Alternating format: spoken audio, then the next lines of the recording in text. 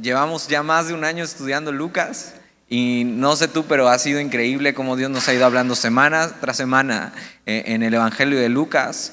Cómo Lucas, siendo un médico y siendo un hombre que no vio a Jesús con sus propios, o no caminó más bien con Jesús, no era parte de los que estaban cerca de él, escribe un evangelio y hace una recopilación de las cosas, dice que para todos nosotros son ciertísimas.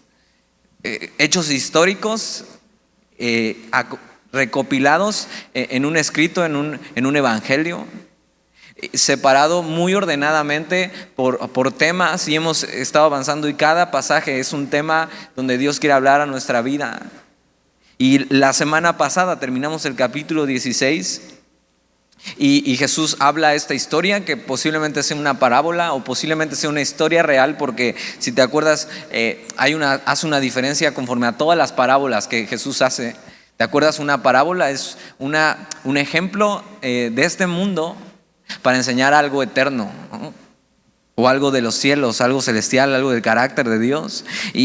La semana pasada lo que vimos es el rico y el Lázaro.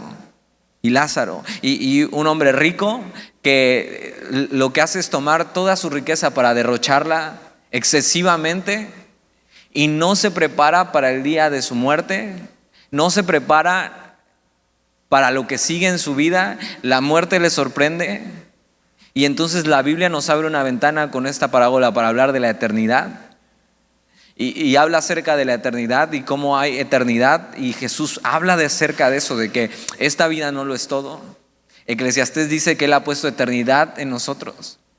Y ha sido una pregunta a través de la humanidad: ¿qué hay después de la muerte? Bueno, la Biblia responde a eso. La Biblia responde que somos seres eternos, pero que hay una diferencia abismal entre pasar tu eternidad con Dios y pasarla lejos de Él. Una es consolación eterna, amor eterno, gracia eterna, perdón eterno al lado del Creador, y otra es perdición eterna, es una agonía eterna. Es nunca estar satisfecho, no solo eso, sino afligido. Y el capítulo pasado lo que vimos es eso, cómo la Biblia explica esto y cómo este hombre rico, aún teniendo todo en esta vida, en la otra vida no tiene nada y es un pobre miserable y no puede salir de ahí. La Biblia haciendo referencia de que tienes que tomar tu decisión para la eternidad aquí, mientras estás aquí. Que una vez que pases de este mundo va a ser demasiado tarde si no decidiste. Y con esta idea vamos a abordar el capítulo que viene. Es muy importante porque entonces empiezas a pesar las cosas que realmente valen. Si hay eternidad, entonces ¿cómo vivimos esta vida? Y Jesús quiere enseñarnos a través del capítulo 17 algo que creo que es muy necesario que escuchemos todos. Algo que pensaba en la semana es que el grupo ha ido creciendo, si te has dado cuenta. Y si empezaste con nosotros, éramos 8, 9 chavos. Y cada vez ha ido creciendo más y ha ido creciendo más, y a pesar así de la lluvia y el viento, siguen viniendo. Pero hay algo que en medio de eso tienes que saber. Y capítulo 17 versículo 1 dice: dijo Jesús a sus discípulos. Es muy importante cada vez que lees tu Biblia, ¿a quién se está dirigiendo? Ya sea Jesús o a quién está hablando el pasaje. En este caso Jesús está hablando a sus discípulos. ¿Quiénes eran sus discípulos? Bueno, las personas que le seguían, las personas que caminaban detrás de Él, y podríamos decir sus aprendices. Una buena pregunta entonces para empezar y partir de aquí es si tú eres un discípulo de Jesús. O sea, alguien que ha decidido y que ha conocido quién es Jesús y ha decidido seguir sus pasos, ir detrás de Él. Ha abrazado el mensaje de Jesús y ahora dedica su vida a aprender de Él y a seguir su ejemplo. Eso es muy importante porque si tú eres esto, el mensaje es para ti, pero también si tú no eres esto, si aún no has decidido rendir tu vida a Jesús y por amor seguir su ejemplo, por lo que Él ha hecho por ti, porque has conocido su amor y has decidido seguirle. Entonces mira la enseñanza que nos muestra para las personas que deciden, y hoy podrías decidir ser eso, un discípulo de Jesús. Dijo Jesús a sus discípulos: imposible es que no vengan tropiezos. Y es algo que muchas personas no le dirían a otro cristiano, mucho menos en un grupo de jóvenes que te dirían: ¿sabes qué? En tu vida cristiana, en tu caminar con Jesús, vas a tropezar, la vas a regar. Ahora puedes decir: ok, qué descanso, porque, me he tropezado no sabes cuántas veces. Pero otra cosa es que vivas tu vida tropezando, ¿no? Como cayéndote de las escaleras así revolcado. Lo que quiere decir es que es inevitable para alguien que camina con Jesús que no tropiece. Piensa en cuando, seguramente no te acuerdas, pero cuando éramos niños y estábamos aprendiendo a caminar, muchos de nosotros tenemos todavía las marcas de aprender a caminar. No sabíamos cómo, pero nos decía: a ver, un solito, te decía tu mamá, un solito. Y te soltaba y empezabas a dar un paso, el otro, y te caías, normalmente de sentón, y el pañal te ayudaba, no te lastimabas tanto. O se te tropezaba el guarachito de chiquito y te caías de boca y hacías un drama y sangre. Y lo que Jesús dice acerca de eso es eso. Es imposible que si estás aprendiendo a caminar, que si estás caminando con Él, es imposible que no tropieces.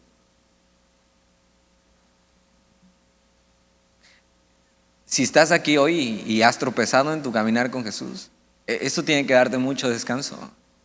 Saber que Jesús ya sabía que ibas a tropezar.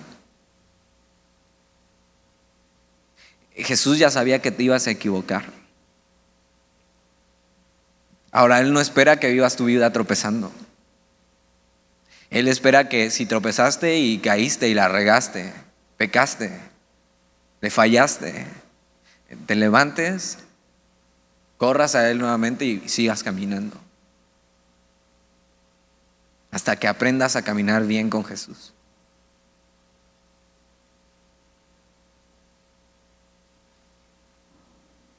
Esta palabra tropezar también tiene esta idea de caer en una trampa,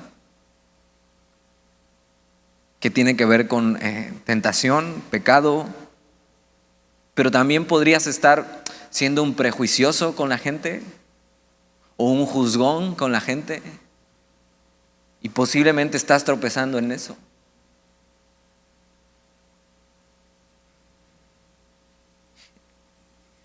Yo he tropezado en mi caminar con Cristo.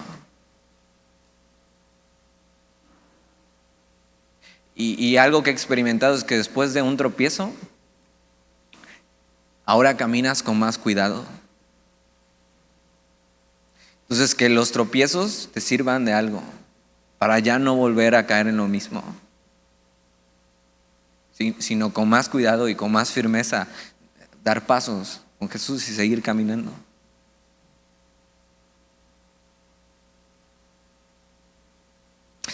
Vas a tropezar porque es parte de caminar. Es tener un descuido en tu vida. Estás caminando con Jesús, estás siguiendo lo que su enseñanza dice, estás tratando de leer tu Biblia, de caminar y simplemente eso, obedecer lo que Jesús dice en su palabra, pero te descuidas, no miras bien, eres tentado y simplemente te deslizas. Es un resbalón. Y cuando te tropiezas duele.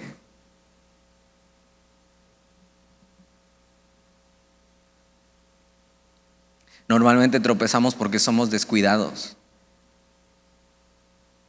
porque no miramos bien dónde estamos caminando, porque no miramos si en el suelo hay algún líquido y te resbalas y caes. Pero Jesús dice eso, es imposible, o sea, es inevitable que en tu caminar con Cristo no tropieces. Pero con esto no solo quiere decirnos eso, que vamos a tropezar, que la vamos a regar, que lo vamos a ofender, que le vamos a fallar. Eso está presupuestado para el cristiano, para el que ha decidido seguir a Jesús. No, el cristianismo no es para ser perfectos. El cristianismo es para ser perfeccionados y ser transformados a la imagen de Jesús en nuestro caminar. Dice, imposible es que no vengan tropiezos, pero mira lo que sigue diciendo, mas hay de aquel por quien vienen. ¿Esto es un tipo de lamento o decir, híjole, no sabes cómo te va a ir si haces esto? O de advertencia. Y Jesús les dice a sus discípulos, es imposible que no tropiecen, que no vengan tropiezos en su vida, que no resbalen, que no un día se descuiden y caigan, que no un día la rieguen, que ofendan. Dice, mas hay de aquel por quien vienen, mas hay de aquel que haga tropezar a otro. Porque no es lo mismo que tú tropieces en tu vida a que alguien te meta el pie o tú le metas el pie a alguien y tropiece.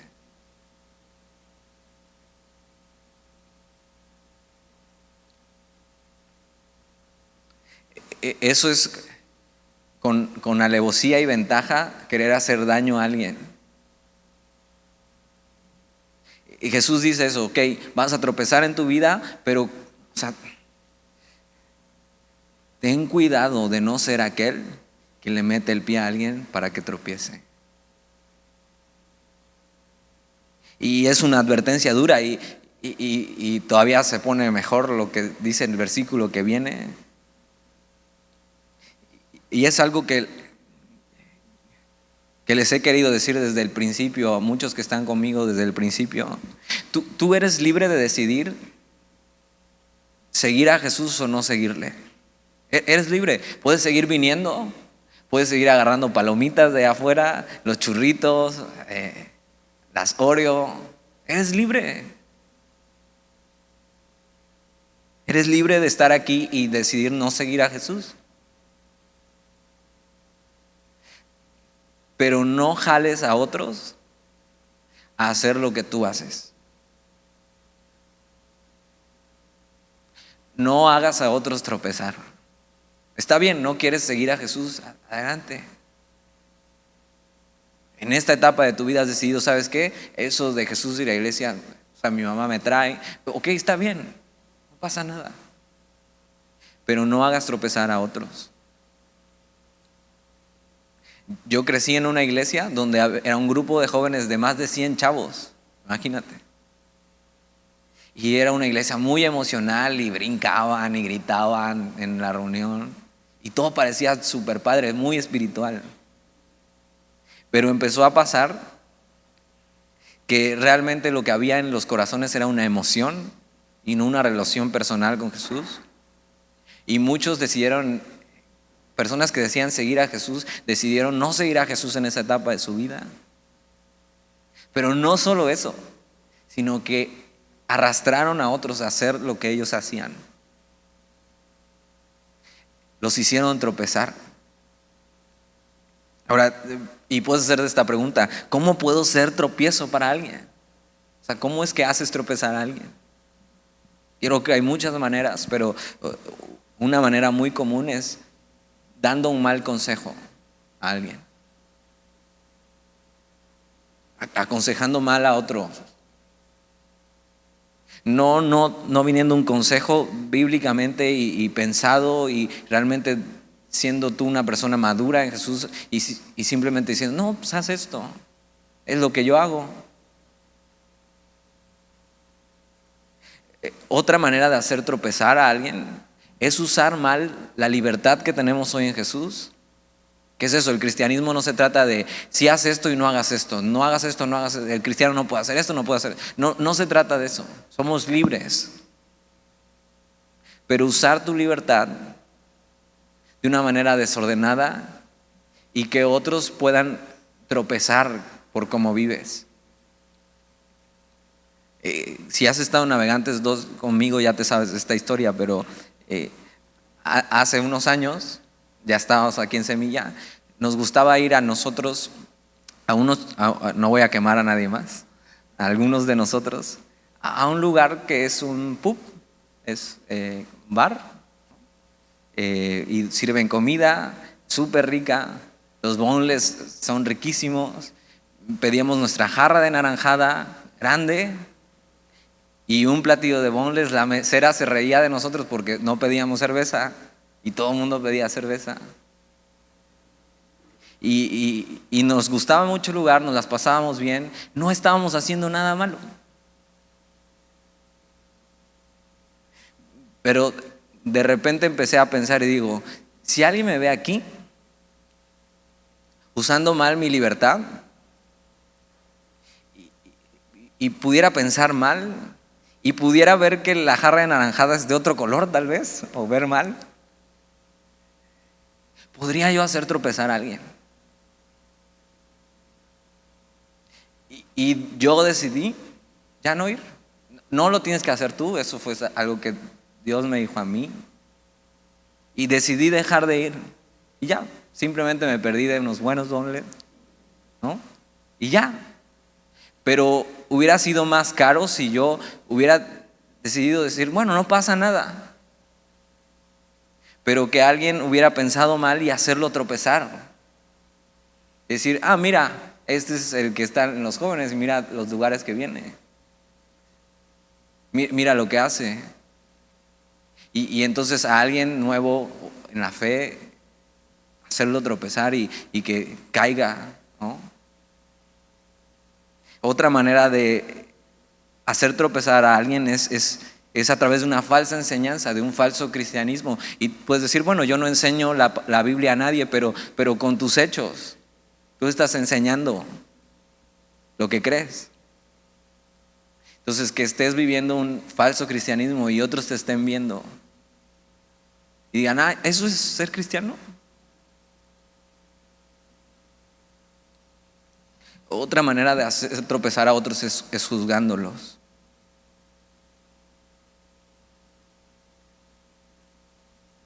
Seguramente hay muchas más maneras de hacer tropezar a alguien. Pero entonces la idea es hacer tropezar a alguien, es ser un obstáculo para que otro siga caminando con Jesús. Hacer algo que lo pueda hacer caer, que lo pueda hacer pecar. Y como venimos de este capítulo donde Jesús habla de la eternidad con Lázaro y el rico, este capítulo nos habla de cómo vivir. Y nos dice, ok, ustedes en esta vida, en este lado de la eternidad, van a tener tropiezos, pero por favor, no sean tropiezo para nadie. Sí importa cómo vivimos esta vida. Si hay eternidad, sí importa cómo vivimos de este lado de la eternidad. Y la manera en que debemos vivir de este lado de la eternidad es mostrando quién es Jesús. Es ahora, en esta vida, cuando nuestra manera de vivir tiene unas consecuencias para la eternidad y que otras personas podrían llegar a conocer a Jesús por tu ejemplo.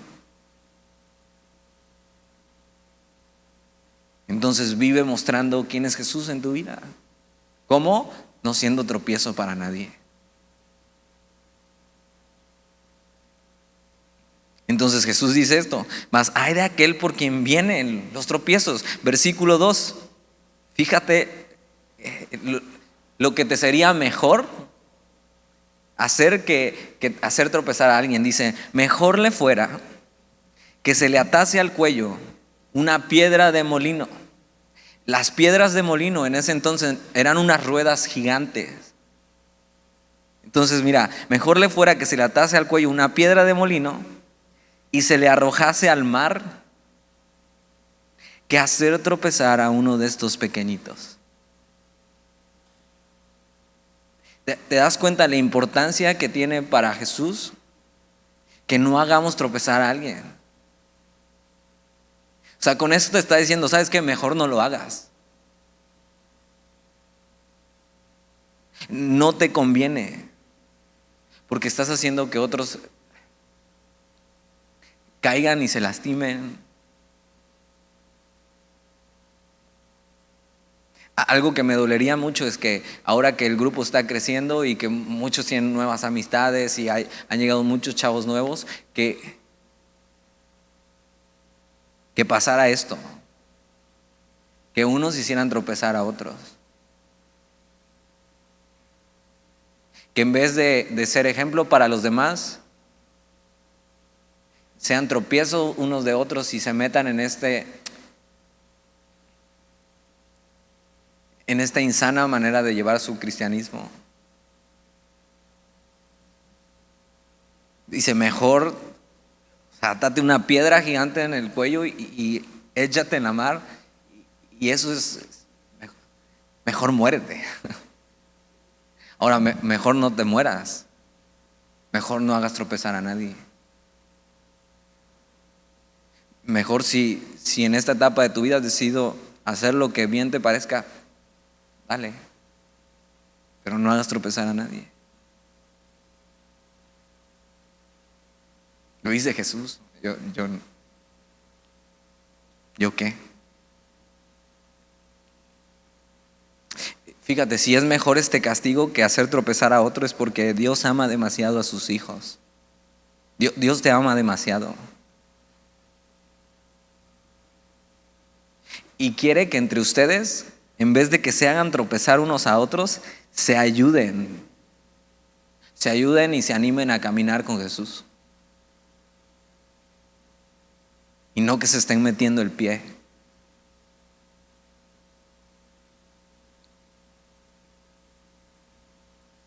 Que no impidas que alguien crezca, que alguien camine con Jesús.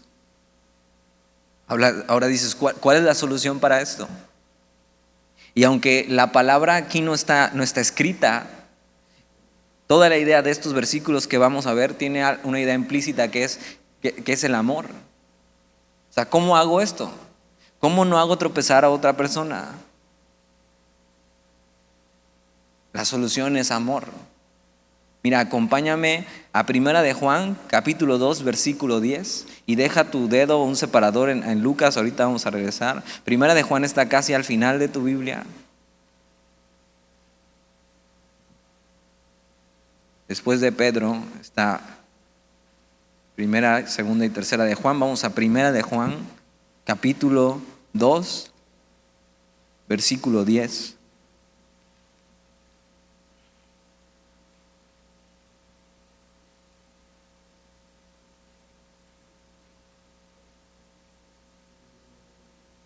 Primera de Juan, capítulo 2, versículo 10. Mira, en vez de hacer tropezar a tu hermano, enséñale dónde están los libros de la Biblia y así rápido llegamos todos. Capítulo 2, versículo 10 dice, el que ama a su hermano, amor. O sea, en vez de hacer tropezar a alguien, ámalo. El que ama a su hermano permanece en la luz. O sea, quiere decir que no tiene nada que esconder. No solo eso, sino camina en la palabra de Dios. Es transparente, es evidente que está caminando con Jesús. El que ama a su hermano permanece en la luz y dice, y en él no hay tropiezo. O sea, no solo no vas a tropezar, o no vas a seguir tropezando, no vas a tropezar tan seguido, sino que no vas a hacer tropezar a nadie. La solución para que no seas tropiezo para alguien es ama a tu hermano, permanece en la luz y entonces no vas a tropezar ni ser tropiezo. Si empiezas a amar a tus hermanos y a considerar a los demás, Empiezas a vivir una vida no para agradarte a ti, sino para servirle a los otros. Y amarlos incluye no ser tropiezo para ellos.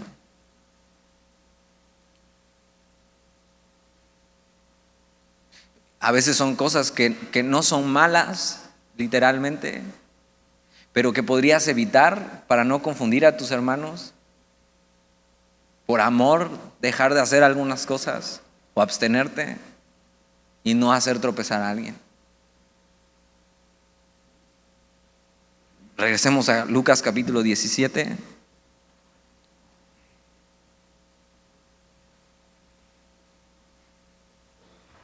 Jesús sigue diciendo en el versículo 3: mirad por vosotros mismos.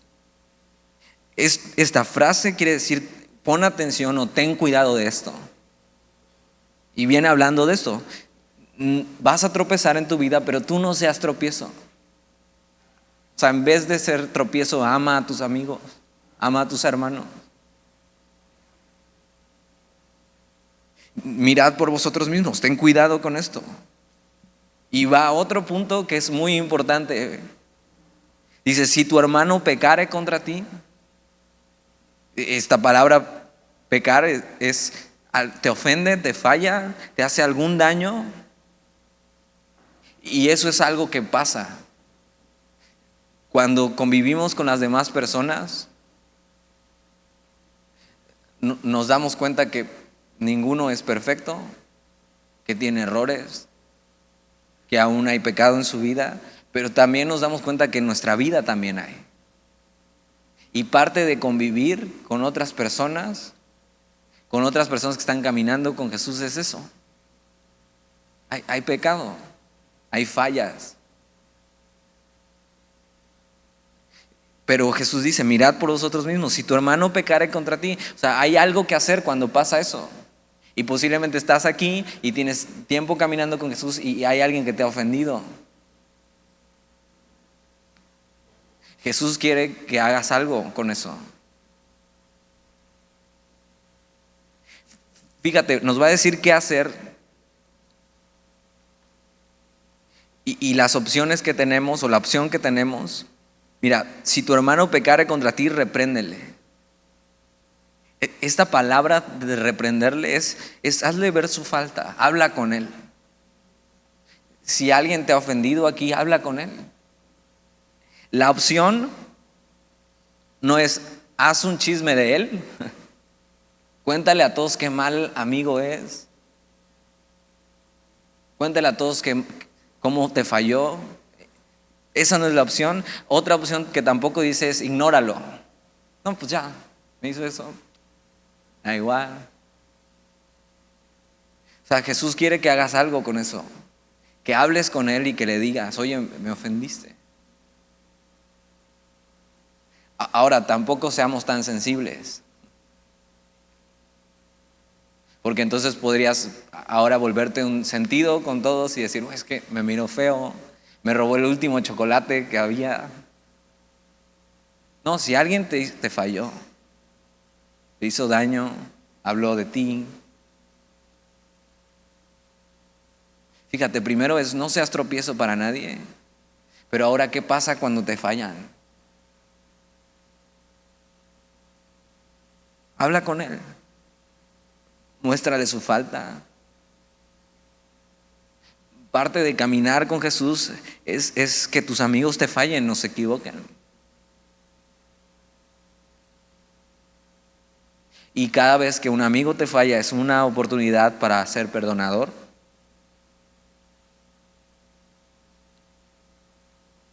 Este versículo tiene la idea de ayudar a otros a arrepentirse perdonándolos, y también está implícita la idea del amor.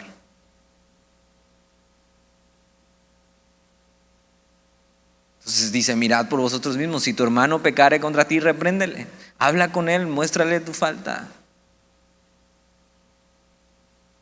Y fíjate, y el procedimiento es: y si se arrepintiere. Esta palabra arrepentirse es reflexiona y cambia. O sea, si hablas con él y dices: ¿sabes qué? Me hiciste eso, pero hablas con él con amor, no reclamando. Reprenderle no es reclamarle. Yo creo que te estás equivocando en esto. Bueno, si esta persona reflexiona y cambia, mira lo que dice, perdónale. La palabra perdón no solo es, porque hay gente que dice, bueno, yo perdono pero no olvido. No, la palabra perdón implica olvidar, dejar atrás. Es esto que me hizo, en vez de tenerlo aquí delante de mí todos los días y estarme acordando de lo que me hizo, es decidir ponerlo aquí, como si nunca hubiera existido. Ya, quedó atrás, olvidado. Dices, bueno, ok, entiendo el procedimiento, pero si no se arrepiente, ¿qué hago?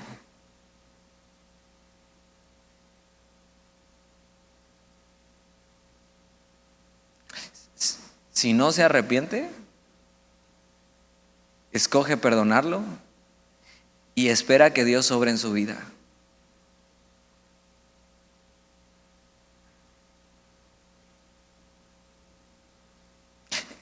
Arregla las cosas con tu hermano y ámale de esta manera. Versículo 4. Dices, ok, entonces no tengo que ser tropiezo para nadie. Tengo que perdonar a alguien cuando me hizo daño o hizo algo malo contra mí. Y podría surgir esta pregunta, ok, ¿hasta cuántas veces tengo que perdonar a alguien? Ok, ya entendí que tengo que perdonar, pero ¿cuánto es lo que tengo que perdonar? Versículo 4 dice, y si 7 veces al día pecare contra ti, y 7 veces al día volviera a ti diciendo, me arrepiento, perdónale. O sea, piensa en eso.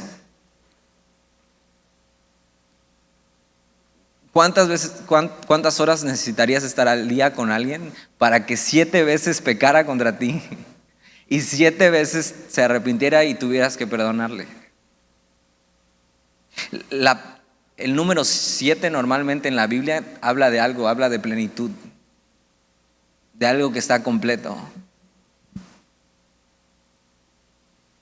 Por supuesto que tiene esta idea de decir que perdona completamente a alguien, que tu perdón sea completo. Perdona las veces que sean necesarias.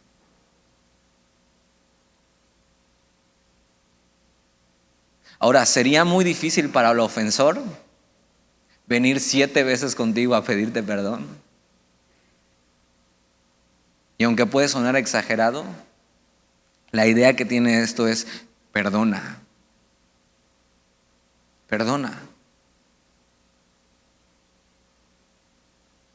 Sé perdonador.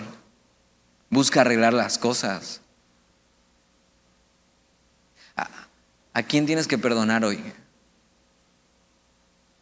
Y puede ser de aquí o puede ser que tienes que llegar a tu casa y perdonar a alguien, arreglar las cosas con alguien, dejar de estar hablando mal de él, dejar de ignorar ese problema.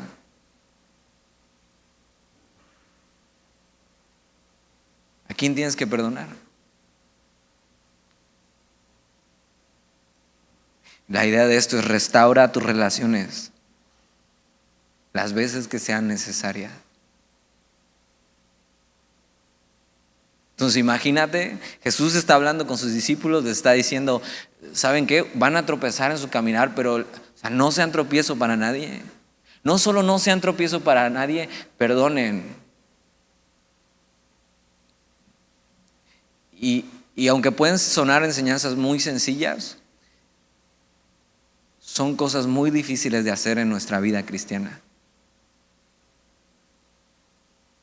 No ser tropiezo para alguien en nuestros comentarios, juzgando a otros, haciendo mal a otros, enseñando con nuestra vida una falsa doctrina o no mostrando a Jesús en nuestra vida, hablando de cosas que no deberíamos hablar, haciendo cosas que no deberíamos hacer. O sea, eso en la teoría suena muy bien, pero en la práctica no hacer tropezar a alguien es muy difícil. Y si eso es difícil, perdonar a alguien es más difícil. Y no solo perdonarlo, sino perdonarlo las veces que sean necesarias.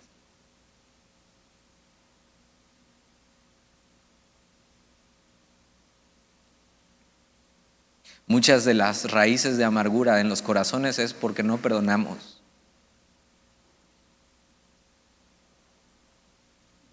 Los apóstoles están escuchando esto y mira cuál es su asombro y su respuesta.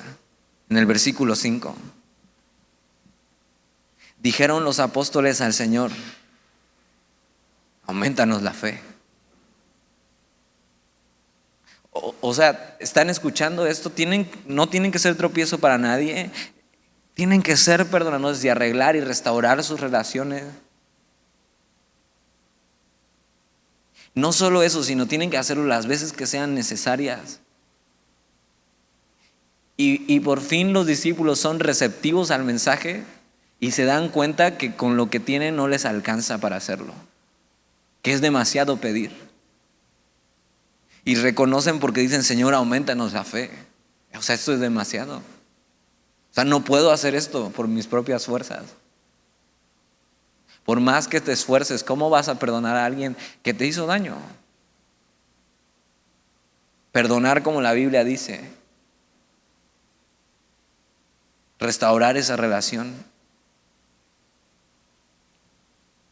No solo eso, sino las veces que sean necesarias.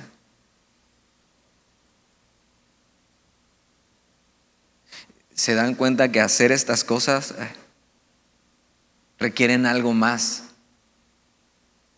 Perdonar, amar, no ser tropiezo, es un amor sin límite, es demasiado, es muy difícil. Por eso dicen: aumentanos la fe. Ellos saben que se necesita fe para esto. Y tienen esta idea, pensar que tienes que llegar a cierto grado en tu fe para poder hacer esto, que es algo para gente muy espiritual, con mucha fe, con muchos años de cristiano. O sea, sí, o sea, es muy difícil para mí, apenas, o sea, no tengo lo necesario, no soy tan espiritual para hacerlo. Esa es su respuesta. Saben que es algo muy difícil de hacer. Versículo 6, mira lo que les dice. Entonces el Señor dijo: si tuvierais fe como un grano de mostaza. ¿Alguien ha visto un grano de mostaza? Es de las semillas más pequeñas que existen. Fíjate lo que dice con este versículo. No importa el tamaño de tu fe. O sea, ¿y cuánta fe tienes? O sea, ¿cómo la mides? Sino vamos a ver que lo importante es el objeto de tu fe. ¿Dónde está tu fe depositada? Dice: si tuvierais fe como un grano de mostaza, podrías decir a este sicómoro. El sicómoro era un árbol grande, pero no solo un árbol grande, sino era un árbol de raíces muy profundas. Algunos decían que las raíces de este árbol podrían durar enraizadas 600 años. Entonces, si tuvierais fe como un grano de mostaza, podrías decir a este sicómoro: desarráigate, o sea, arráncate de raíz y plántate en el mar, y os obedecerá. Ahora, piensa en lo que hemos hablado. No hacer tropezar a nadie, ser perdonador. Los discípulos se dan cuenta que esto es muy difícil, piensan que necesitan un grado mayor de fe o de espiritualidad para hacerlo. Y Jesús les dice: no es el tamaño de tu fe, sino es dónde está puesta tu fe. Y cuando lees este pasaje, si lo lees aislado de lo que vimos anteriormente, podrías pensar entonces esto, que con tu fe podrías lograr cualquier cosa, hacer milagros y ver cosas increíbles, y eso suena muy romántico, pero eso no es lo que dice el pasaje. A veces quisiéramos que la fe obrara de maneras milagrosas, haciendo cosas a nuestro favor. Pero ¿de qué me serviría a mí mover un sicómoro, desarraigarlo y que fuera al mar? ¿De qué sirve a mi vida? ¿De qué me serviría que con mi fe yo moviera una montaña? ¿De qué me serviría?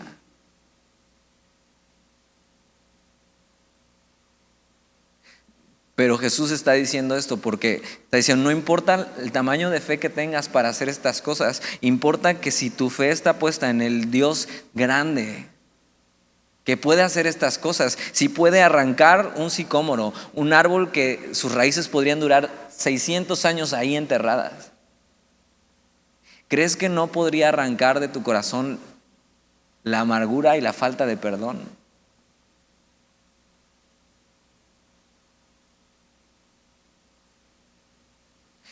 ¿Te das cuenta? Eso no suena impresionante, pero es muy necesario para nuestra vida. Que este árbol enraizado con raíces grandes, que es de falta de perdón y no caminar una vida recta con Dios y hacer tropezar a otros, pueda ser arrancado de raíz y ser tirado a la mar. Es una pequeña fe, la fe que tienes. La fe que tienes puesta en el Dios verdadero puede quitar las raíces más enterradas de amargura y de falta de perdón en tu vida,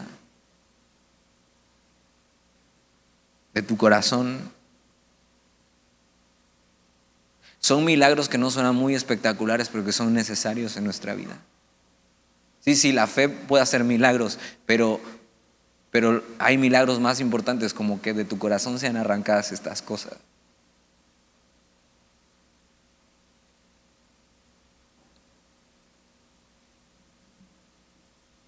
La fe en Jesús tiene el poder de desarraigar de nuestra vida cosas que han estado enterradas ahí y plantar y mover cosas en nuestra vida y en nuestras decisiones. La fe en Jesús sí puede cambiar tu corazón y puede cambiar tu vida.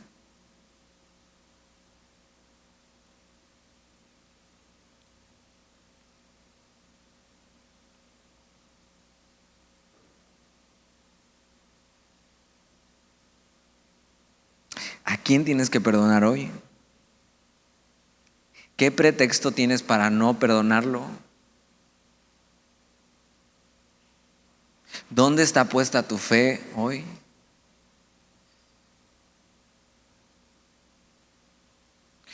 ¿Podrías salir de aquí hoy? Si tienes puesta tu fe en Jesús o decides hoy poner tu fe en Jesús, con un corazón libre para poder perdonar y poder amar a otros. Y que eso que lleva arraigado en tu vida tantos años pueda ser arrancado por fin.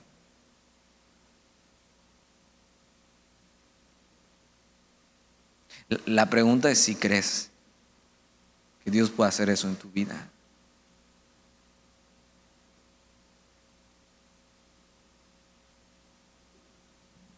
¿Oramos?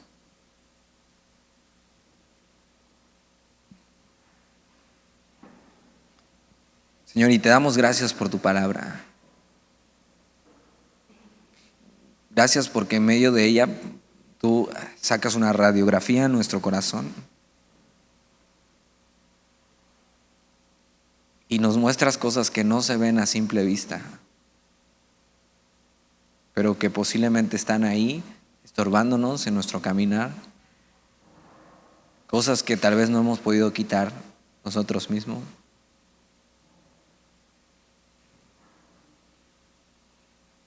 Señor, reconocemos que nos cuesta amar a los demás, que nos amamos demasiado a nosotros mismos.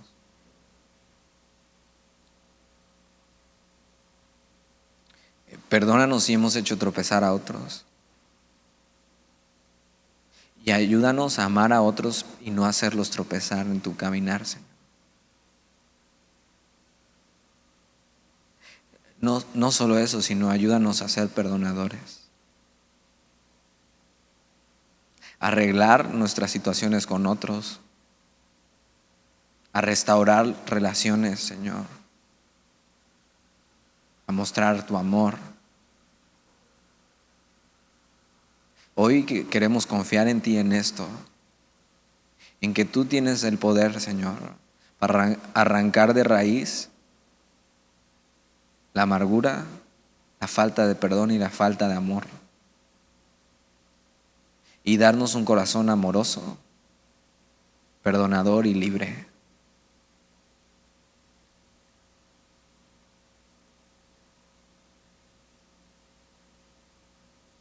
No podemos hacerlo por nosotros mismos. Entonces te pedimos que tú lo hagas, Señor.